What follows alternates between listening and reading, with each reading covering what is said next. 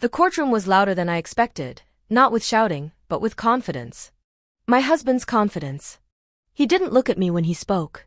He smiled at his lawyer, leaned back in his chair, and said it casually, as if ordering lunch. "Half of everything," he said. "Including the Whitmore estate. Her grandmother's assets. It's marital wealth now." A few people laughed. Not cruelly, politely. The kind of laugh reserved for men who sound certain. I felt eyes turned toward me. Not with sympathy. With curiosity. The judge glanced over his glasses, waiting for my reaction. I didn't argue. I didn't correct him. I didn't even look surprised. I stood up slowly, walked forward, and placed a sealed envelope on the judge's desk. "Please," I said softly. "Check again." The room went quiet. "Before we go further, let me ask you something quietly. What do you do when someone assumes your silence means ignorance? If you're here, you already know this isn't a story about shouting back. It's about watching carefully. About understanding how systems work, and how people misuse them. My name is Eleanor Whitmore, and for 11 years, I was married to a man who believed my inheritance made him powerful. He learned, too late, how wrong that belief was. I didn't grow up flashy. The Whitmore name carried weight, yes, but it was quiet weight. Old documents. Long ledgers. Properties held not for display, but for continuity. My grandmother used to say wealth that needs applause is already leaking. When I married Daniel, he said he admired that about me. That I wasn't one of those women. I took that as respect. Later, I realized it was relief. I worked in private asset management, mostly trusts and compliance. Boring work, people said. Invisible work. I liked it that way. I handled foundations, endowments, family estates. Including my own, though I never spoke about it at home. Not because I was hiding anything, but because it never felt like mine to give. In our marriage, I was the stabilizer. I remembered deadlines. I hosted his clients. I smoothed over his temper when deals fell through. I paid attention when he didn't. Daniel liked being seen as successful. I liked things being secure. When my grandmother passed, the estate didn't come with drama, just responsibility. I became executor, as expected. Daniel congratulated me publicly, then asked privately, "So, what does that mean for us?" I answered honestly. "It doesn't change anything." He smiled. But something shifted. From that moment on, I was no longer just his wife. I was a balance sheet he hadn't reviewed yet. The first signs weren't loud. They never are. Daniel started introducing me differently. At dinners, he'd laugh and say, "This is Eleanor, she's the reason I don't worry about retirement." People smiled. I did too. It sounded like a joke. It wasn't. He began asking questions he'd never cared about before. Who managed which trusts? Whether my grandmother's properties were cleanly titled. If any of it had been merged after our wedding. The words were casual, but the order was wrong, like someone reading from a checklist they didn't fully understand. When I answered vaguely, he'd wave it off. "I'm just curious," he said. "We're married." I noticed how often he said that lately. Bills shifted quietly. Accounts I'd always handled were suddenly simplified by his accountant. He stopped asking before making financial decisions and started informing me after. Friends didn't notice. Or didn't want to.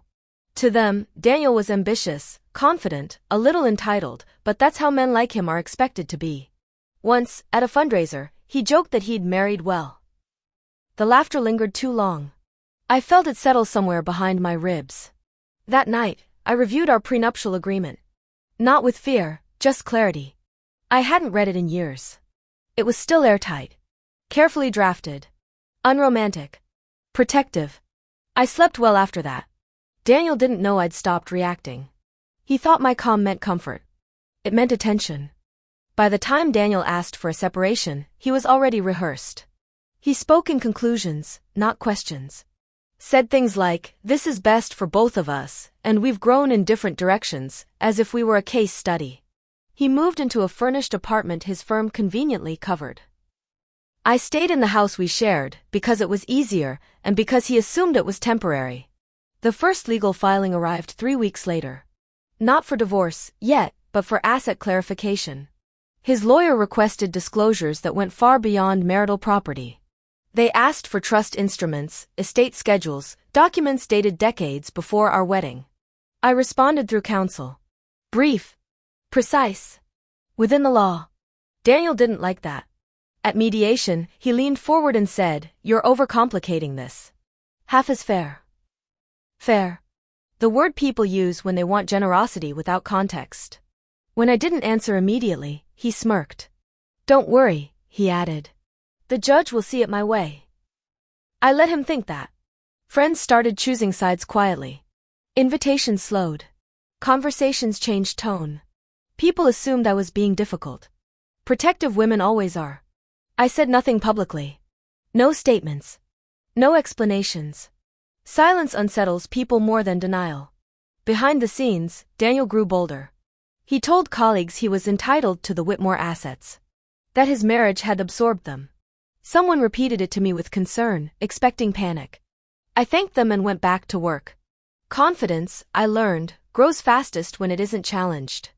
And Daniel was very confident. There's a particular loneliness that comes from being misunderstood by people who think they know you well. Messages slowed first. Then stopped. A friend asked, gently, whether I was being realistic about the settlement. Another suggested I let him have something to keep the peace. As if peace were a favor granted to women who surrender early. Daniel, meanwhile, became generous with his version of events. He spoke of sacrifice. Of support he claimed he'd given my career. Of opportunities he said he'd delayed for me. Each story was just plausible enough to spread. I began to hear echoes of doubt, not from him, but from myself. Had I been too rigid? Too private? Too unwilling to share what marriage was supposed to merge? Late at night, I replayed moments, searching for where the line had blurred. Gaslighting doesn't always look like cruelty. Sometimes it looks like consensus. But even in exhaustion, I didn't collapse. I kept routines intact. I showed up on time. I answered filings methodically. I documented everything, emails, calendar invites, revisions that appeared without my approval. The more isolated I felt socially, the clearer my thinking became. Noise had been removed. Daniel mistook my quiet for weakening resolve. He sent a message once, almost kind. "You don't have to make this hard." I read it twice, then archived it. Because the truth was, I wasn't making anything hard. I was letting him continue. The temporary ruling came on a Tuesday. No cameras. No crowd. Just a procedural decision that felt heavier than it was meant to. The judge granted Daniel expanded access to financial discovery, more than my counsel had anticipated. It wasn't a loss, exactly. But it looked like one. Daniel didn't hide his satisfaction. Outside the courtroom, he spoke loudly enough for me to hear.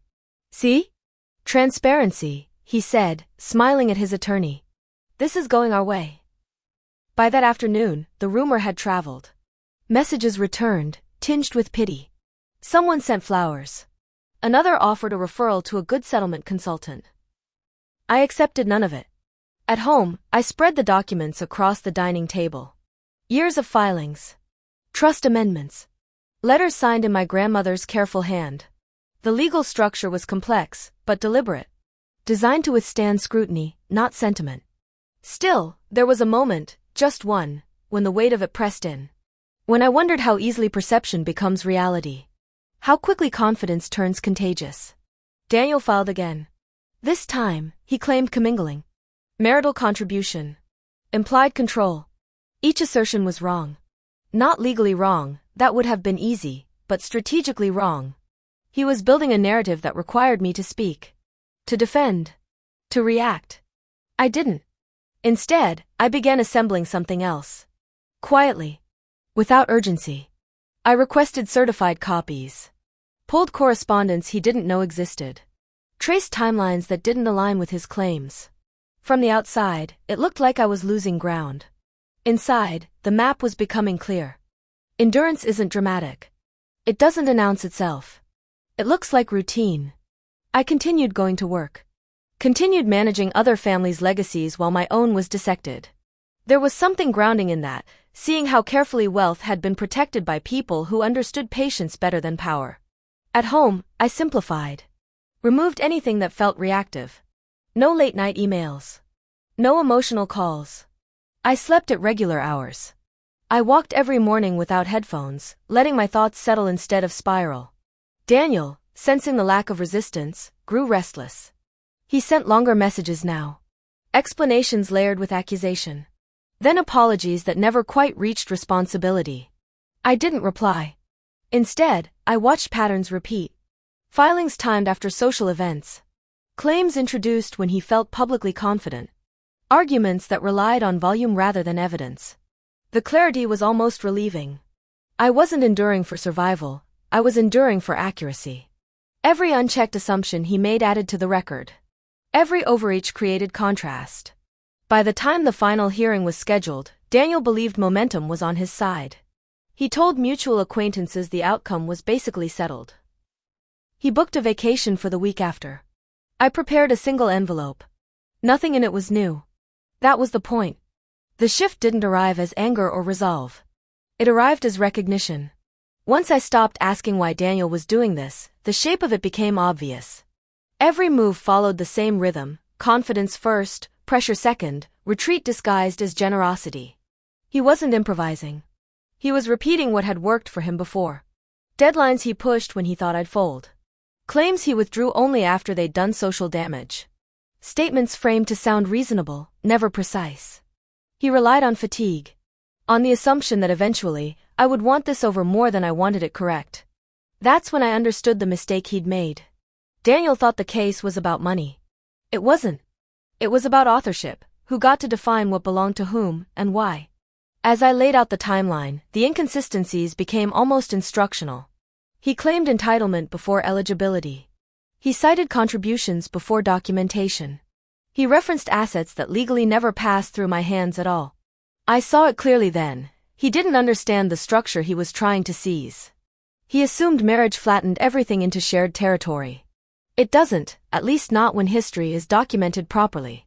From that moment on, I stopped reacting emotionally altogether. My confidence didn't rise. It settled. I wasn't waiting to defend myself. I was waiting for him to finish explaining himself. And he was very eager to do that. What Daniel never understood was that the Whitmore estate wasn't wealth in the way people imagine it. There were no shared accounts to freeze. No properties transferred casually after marriage. No signatures added for convenience. My grandmother had been meticulous to the point of obsession, and I had inherited that habit along with her trust.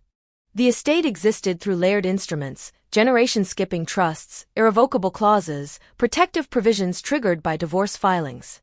Not hidden, just quiet. Legal structures that don't react to pressure because they were built to outlast it. Years before Daniel and I met, my grandmother had inserted a contingency addendum. It activated not at marriage, but at claim. The moment a non-beneficiary asserted ownership rights, the control mechanism shifted. Daniel had done exactly that, on record. What sat in my envelope wasn't dramatic. No surprise witnesses. No emotional letters. Just certified copies of filings he himself had signed, paired with trust provisions he'd never bothered to read. The timeline mattered. He claimed contribution to assets that were never marital.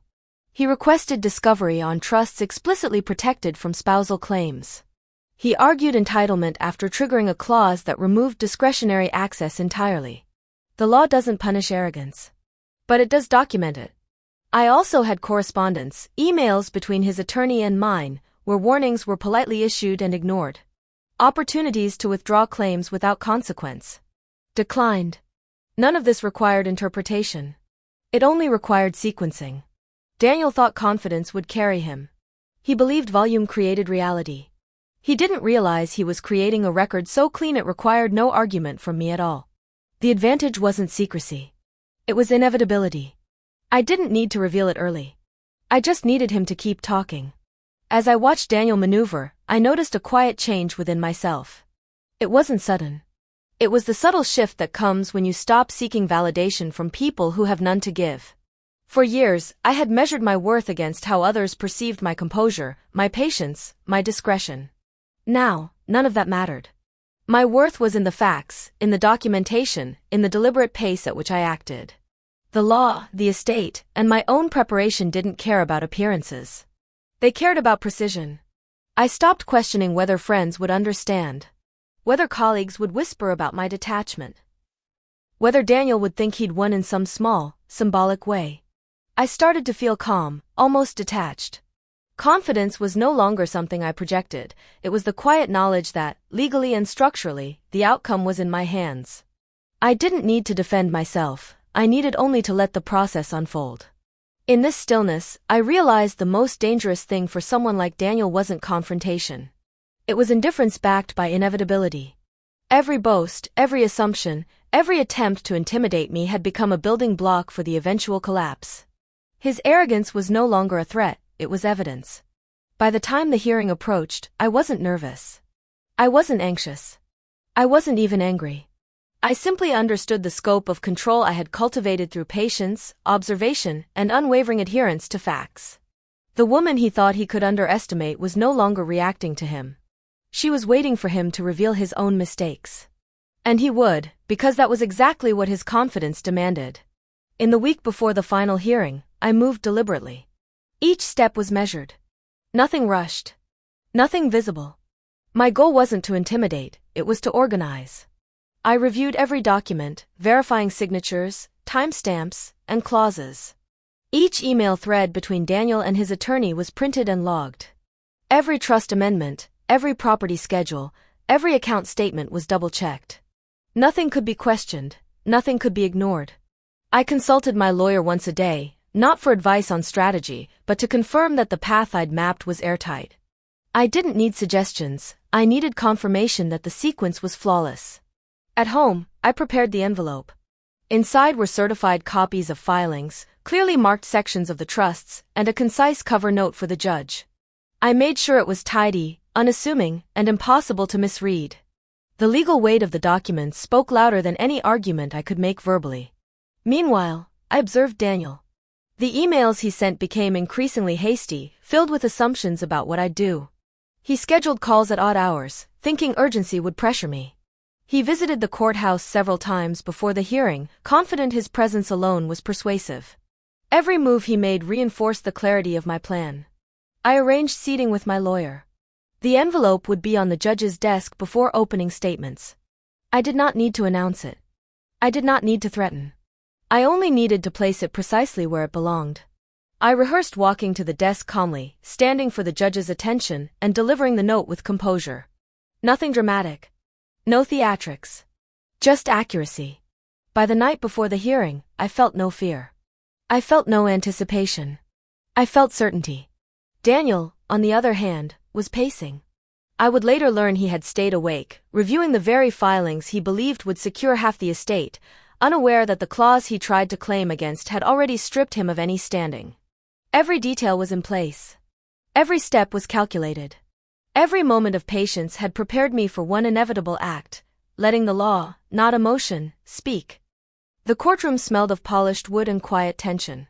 It was the same space where Daniel had first declared, so casually, that he would take half my fortune. But today, the air was different. I walked in slowly, deliberately, feeling the weight of years of preparation settle onto my shoulders. The gallery was small, filled with family lawyers and a few distant relatives who had quietly taken sides months ago. Daniel smiled, assuming his confidence alone would fill the room. He had not noticed the subtle shift, the calm authority that now accompanied my presence. I placed the envelope on the judge's desk without hesitation. My lawyer gave a barely perceptible nod, confirming that everything was in order. Daniel's eyes flicked to it, curiosity mixed with the overconfidence of someone who assumes they've seen every move. The judge looked at me, expression neutral, then at Daniel, waiting for the opening statements. I did not speak. I did not flinch. I simply stood, composed, letting the law and the documents do their work. My stillness carried its own weight, a quiet power that Daniel had never respected. Daniel began, as rehearsed, confident in his narrative. He recounted contributions, claimed entitlement, and laid out his expectations. But the judge, having already received the envelope, read the documents in silence, scanning carefully. Daniel's words became increasingly irrelevant as the facts, certified and indisputable, established a quiet dominance. Every claim he had built on arrogance now faced meticulous documentation. Every assumption he had made without checking the legal reality began to crumble. My presence, quiet and unwavering, underscored the inevitable outcome he had never predicted, that confidence without understanding is fragile, and arrogance invites scrutiny.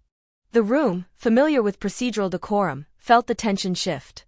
Daniel did not notice at first, the assumption of control blinded him. But the moment the judge opened the envelope, the reality sank in. Daniel's arrogance finally reached its peak. He stood a little too tall, spoke a little too fast, and smiled a little too widely, convinced that charm could overwrite facts. He began elaborating on claims he had no legal footing for, trust modifications he never fully understood, assets he had no entitlement to, and contributions that were meticulously documented as irrelevant.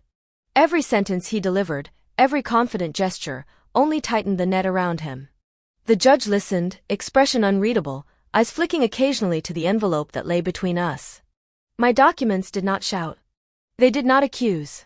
They simply existed, irrefutable in their clarity. Daniel didn't realize that his overreach, his attempt to embellish, to dominate verbally what he could not legally dominate, was self-incriminating. Each claim he repeated, each exaggeration he relied on, created a record of misrepresentation. His confidence, which had been his shield, became the instrument of his undoing. He referenced an account that had been irrevocably removed from marital oversight. He claimed influence over properties that, legally, had never been marital. He tried to interpret clauses he didn't understand, assuming the judge wouldn't notice. But the judge noticed everything. I remained silent. Calm. Collected. Every practiced step, every reviewed document, every subtle observation built toward this moment. I didn't need to speak. I didn't need to argue. I simply allowed his own assertions to expose him. Even his lawyer began shifting uneasily, sensing that the narrative they had carefully constructed was unraveling in real time. Daniel, still blind to the magnitude of his miscalculation, persisted. By the time he paused to catch his breath, the courtroom's attention had fully shifted. The arrogance that had guided him now stood revealed as ignorance, and the consequences of his overreach were inevitable. The judge finally opened the envelope. I didn't speak. I didn't gesture. I simply watched as the pages were carefully examined. Certified filings, trust clauses, correspondence, and timelines, all organized, indisputable, and impossible to misinterpret. The weight of documentation alone commanded attention. Daniel's eyes flicked from the documents to me, searching for a reaction. I remained composed, letting the facts speak for themselves. The judge's lips curved slightly, a quiet acknowledgement of the inevitable. Then, slowly, he looked directly at Daniel. Mr. Whitmore, he said, tone neutral, these filings demonstrate that your claims to the Whitmore estate and related trusts are legally unfounded. Every asset you referenced is either protected under irrevocable provisions or excluded from marital consideration entirely. A pause. Daniel opened his mouth, then closed it. He scanned the documents again, hoping the judge had misread, hoping perhaps that a clause had been overlooked. But every signature, every date, every legal safeguard was exactly as it should be. His confidence faltered. The court finds that Mrs. Eleanor Whitmore maintains full legal control of all disputed assets, the judge continued. Any previous claims by you are hereby dismissed. Documentation provided today confirms the integrity of her estate, and your assertions have inadvertently highlighted your misunderstanding of these protections. A small ripple passed through the courtroom. Colleagues who had assumed a slow victory for Daniel now exchanged glances. His lawyer looked pale, realizing that no further argument could remedy the situation. Daniel finally slumped in his seat, the arrogance replaced by disbelief. Every public claim, every boast of entitlement, every effort to manipulate perception had unraveled under the weight of deliberate preparation. I closed my eyes for a brief moment and breathed quietly, feeling the years of patience, observation, and meticulous documentation converge into this one undeniable outcome. Justice, measured and lawful, had been delivered, not through confrontation, but through careful, calculated restraint. The judge set the envelope aside, glanced once more at Daniel, and then allowed the court to proceed with formalities. The statement alone carried the finality that words could never fully capture. Daniel's facade finally crumbled. The confident man who had entered the courtroom, believing momentum and charm could carry him, now sat slumped, pale, and speechless. His claims, once repeated with such arrogance, had become evidence of his own misjudgment. Whispers spread through the gallery. Colleagues who had quietly supported him shifted uneasily, realizing that the narrative they had followed was wrong. Mutual acquaintances, who had assumed he would secure at least part of the estate, now understood the reality: he had overplayed his hand. The judge's ruling was final, but the public collapse was immediate.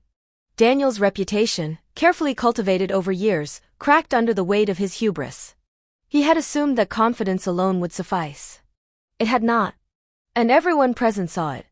Friends and family, who had once been tentative, now approached me quietly, nodding in acknowledgement. They had witnessed the quiet strength that Daniel had underestimated: restraint paired with preparation, patience paired with knowledge. I had not needed to shout, to threaten, or to dramatize. My victory was in the undeniable facts laid bare before all. Daniel, still in shock, avoided eye contact with me. His lawyer quietly gathered papers, aware that the case could not be salvaged. The courtroom atmosphere had shifted entirely. I had not sought to humiliate him; the law had done so organically, exposing his errors and arrogance without my direct intervention. The room, which had once been a stage for his confidence, now reflected the balance of reality. My silence had been the most powerful statement of all. I remained composed, watching as the consequences of his overreach became visible to everyone present. No theatrics, no vengeance, only the undeniable truth and the quiet collapse of someone who had miscalculated entirely. The fallout after the hearing was measured but absolute. Daniel quietly withdrew from social circles he had once dominated, his professional credibility shaken by the very arrogance that had fueled his claims. Friends who had taken his side now approached with tentative respect, aware of the thoroughness and inevitability of the outcome. I maintained my routines, returning to work and my private life with a calm clarity that had been absent before. Yet, the shift in perception was unmistakable. Legal control, social acknowledgement, and the subtle power of preparation had reshaped every relationship and expectation that had been tied to Daniel's overconfidence. The estate remained untouched. The trusts operated exactly as designed, safeguarding assets as they were intended. My name, once quietly noted for discretion, now carried authority that required no explanation. I did not celebrate publicly. There was no need. Justice had spoken quietly, irreversibly, and with perfect timing. Even Daniel understood the shift. Though no confrontation occurred, the lessons were evident. Every document, every procedural step, and every carefully timed observation had established control that no overconfidence could undermine. The balance of power had been restored, not through emotion or conflict, but through foresight, precision, and unshakable patience. In the quiet that followed, I reflected on the journey. The victory was not in exposing Daniel, nor in public humiliation. It was in restraint, preparation, and unwavering adherence to truth. Patience, observation, and precise action had been my allies. I realized power often lies not in confrontation, but in understanding systems, documenting diligently, and waiting for the right moment to act. Confidence paired with knowledge outweighs arrogance every time. Justice, when earned and delivered lawfully, carries a weight that emotion cannot replicate. My life returned to normal, yet it was forever transformed. I moved with certainty, unshaken by assumptions, unaffected by others' attempts to sway perception. The estate remained protected, but more importantly, I had proven to myself, and quietly to the world, that integrity, composure, and meticulous strategy are the true measures of strength. Daniel's attempts to claim what was not his had backfired, and the courtroom had witnessed the inevitability of careful planning over impulsive ambition. No theatrics, no loud declarations, only the law, the facts, and the quiet triumph of preparation. I stood, not just as Eleanor Whitmore, the heiress, or the wife, but as someone who understood the subtle power of restraint, and the irreversible justice it could achieve.